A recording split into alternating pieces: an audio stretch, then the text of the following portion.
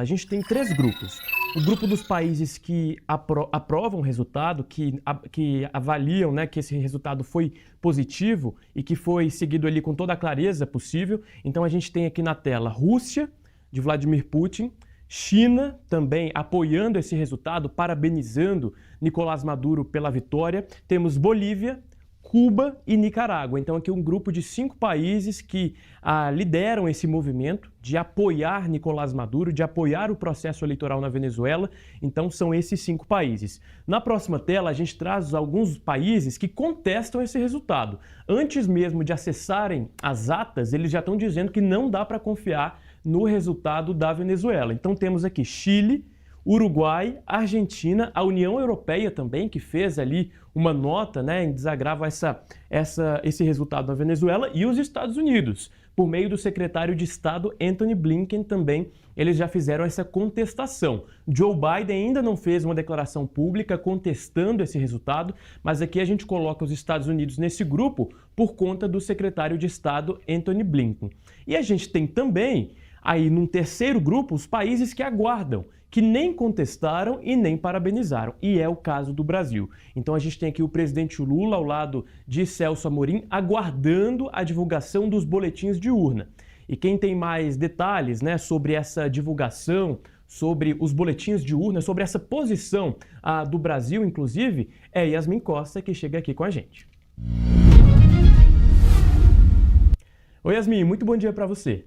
Oi, Murilo. Bom dia para você, para todo mundo que está acompanhando a gente. Sempre uma satisfação estar aqui no Brasil agora, e essa semana a gente vai repercutir muito essa questão da Venezuela, né? Muito, Yasmin. E o Brasil está adotando uma posição de bastante calma, né? Essa não sei se é a melhor palavra, você vai nos dizer, mas você tem monitorado todo esse posicionamento, tanto do presidente Lula quanto do Ministério das Relações Exteriores. O que você nos conta? Pois é, Murilo, essa posição aí bastante calma, o jeito bonito que você chamou, tá causando um certo desgaste. Porque o que se viu ontem, os países ali, logo depois que a publicação dessas informações lá de que Nicolás Maduro teria sido reeleito, foram países já saindo ali, né, se manifestando a respeito dessa possibilidade de Nicolás Maduro ser considerado realmente o novo presidente. Mas fato é, por conta de toda a instabilidade que ocorreu na Venezuela, haveria, sem dúvida, essa contestação quando Nicolás Maduro ganha. Eu acho que talvez, me arrisco a dizer que talvez a única contestação que não teria era se o adversário, Edmundo Gonzalez, tivesse ganhado. Aí talvez não teria essa contestação mundial por alguns lados, né? Alguns países já estão ali manifestando de forma favorável a Nicolás Maduro, mas a maioria dos que já se manifestaram são contrários a essa eleição aí, porque a Venezuela deixou há muito tempo de ser uma democracia, e a gente precisa falar sobre isso. E o governo brasileiro, que tem ali, o presidente Lula tem uma relação muito próxima e nunca escondeu isso de Nicolás Maduro, agora precisa se posicionar realmente, mostrar a que veio, já que ele foi ali um fiador lá atrás para um processo, uma lisura no processo eleitoral. Agora o presidente brasileiro precisa mostrar a que veio, e isso não tem relação com os acordos comerciais, por exemplo, porque a Venezuela é um grande parceiro comercial do Brasil, mas a gente não está falando de acordos comerciais. Você pode discordar de pontos e continuar tratando comercialmente com o país. Só que o governo brasileiro, pelo menos a princípio, nessa nota oficial que a Natália Fruet trouxe para a gente, não trouxe um posicionamento muito claro. O Brasil fala assim, abre aspas, que o pleito ocorreu com um caráter pacífico, mas que acompanha com atenção a apuração desses votos. O governo brasileiro tem cobrado, essa é a manifestação do Itamaraty, que aparece aí na sua tela. Vou fazer a leitura dinâmica rapidinho aqui para a gente acompanhar, porque diz o seguinte, que o governo brasileiro reafirma o princípio fundamental da soberania popular a ser observado por meio da verificação imparcial dos resultados e que aguarda, nesse contexto, a publicação pelo Conselho Nacional Eleitoral de dados desagregados, melhor dizendo, por mesa de votação e que seria um passo indispensável para a transparência, credibilidade e legitimidade do processo eleitoral. Essa é a manifestação oficial do Ministério das Relações Exteriores. Agora vamos para o desdobramento, né, Murilo? Hoje, o presidente Lula não está na agenda oficial do presidente da República, mas a informação que circula aqui em Brasília é que o presidente da República vai ter uma ligação com o presidente dos Estados Unidos, Joe Biden, para falar, e uma das coisas que eles vão falar nesse telefonema, por volta do meio ali da tarde, das 3h30 da tarde, é justamente sobre essa questão envolvendo Venezuela.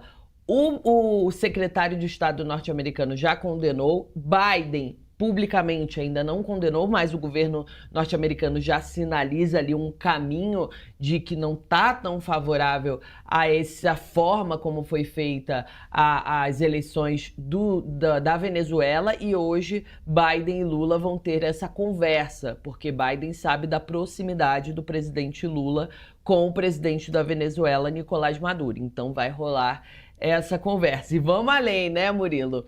O ex-ministro, né, secretário especial ali do Palácio do Planalto, que a Natália também trouxe, que Celso Amorim participou de uma reunião com Maduro lá na Venezuela, porque ele foi o único enviado especial do Brasil para acompanhar essas eleições, participou dessa conversa com Maduro e com Edmundo Gonzalez, e agora a expectativa é que Celso Amorim volte ao Brasil hoje e tem uma reunião com o presidente Lula. A partir dessa reunião é que o presidente da República deve trazer alguma manifestação dele próprio. A gente sabe que ele usa muitas redes sociais ou usa eventos públicos para falar de assuntos que estão, vamos dizer, bombando, entre aspas, que estão ali muito em voga, sendo muito discutidos. Lula não fez esse comentário ainda sobre a questão da Venezuela. A especulação que rola é exatamente essa, de que ele vai esperar Celso Amorim voltar para conversar pessoalmente. Mas é isso, né, Murilo? A gente vê um clima realmente de grande instabilidade dentro do Palácio do Planalto, de incertezas, de tipo não querer condenar, mas precisa. O Brasil tem um grande protagonismo aqui na região e precisa se manifestar de forma contundente com relação a isso, que, repito, Venezuela deixou há muito tempo de ser uma democracia. Os venezuelanos vivem uma ditadura naquela região e, inclusive, para finalizar, pelo menos a princípio, o governo brasileiro também, o Itamaraty, emitiu uma nota alertando aos brasileiros e brasileiras que vivem na Venezuela, porque a gente sabe que a região está conflituosa, então a região ali, o ministério, todas as autoridades que cuidam das pessoas que estão fora do país, no caso na Venezuela, estão de olho nesses brasileiros para caso eles precisem de qualquer tipo de ajuda e precisem retornar ao país se houver qualquer tipo de instabilidade maior naquela região.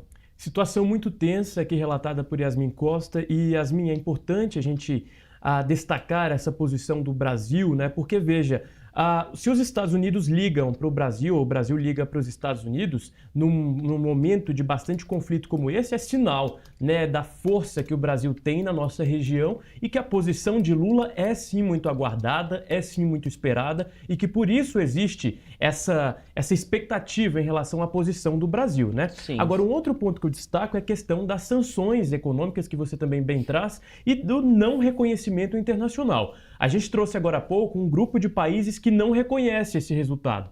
Se o Brasil entra nesse grupo, é realmente uma posição muito importante, que vai ditar um isolamento de Maduro muito expressivo, muito grande, tendo em vista que Lula é um aliado histórico de Nicolás Maduro. Tiveram algumas faíscas nos últimos dias, alguns atritos, mas seria um posicionamento muito importante e muito relevante do nosso país, não é mesmo?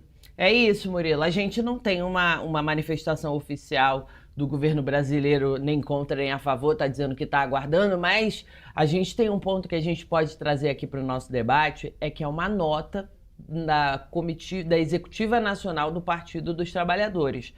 Partido do presidente da República, Luiz Inácio Lula da Silva. O que diz essa nota? A nota diz o seguinte, que o PT saúda o povo venezuelano pelo processo eleitoral ocorrido no último domingo em uma jornada que, segundo essa nota do PT, foi pacífica, democrática e soberana.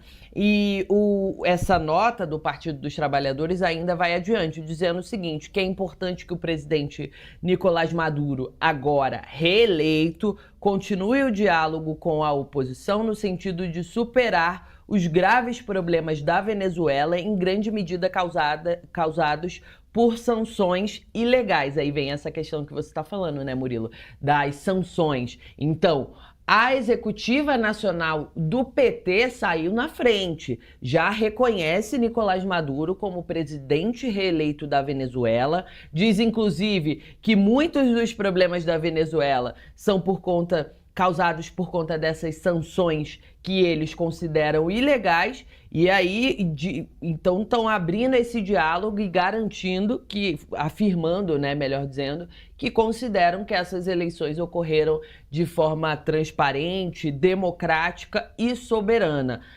O caminho ainda não foi feito pelo Palácio do Planalto, mas tendo a Executiva Nacional direcionando nesse sentido, já mostra muito de como os parlamentares, os líderes ali do partido que corresponde ao partido do chefe, do presidente da República do Brasil, entendem e avaliam como está a situação na Venezuela. Então a Executiva Nacional do PT sai à frente e já reconhece como reeleito Nicolás Maduro.